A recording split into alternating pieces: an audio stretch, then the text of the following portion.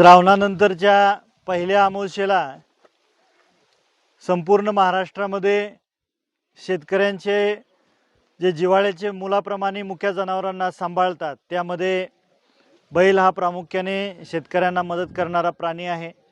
त्या बैलाचं पूजन आणि बैलाला पुरणपोळीचा नैवेद्य दाखवला जातो। असा बैलपोळा आपल्या या भागामध्ये मोठ्या उत्साहात बळीराजा साजरे करतात।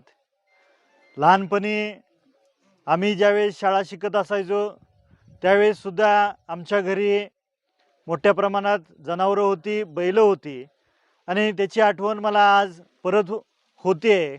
काल खांदामळण असते आणि आज बैल पोळा मोठ्या उत्साहात साजरा केला जातो। या तमाम तालुक्यातल्या आणि मतदारसंघातल्या बळीराजाला या बैलपोळ्याच्या खूप खूप शुभेच्छा देतो आणि मोठ्या उत्साहात बैलपोळा साजरा करत असताना कुठेही इजा होणार नाही याची सर्व शेतकऱ्यांनी काळजी घ्यावी।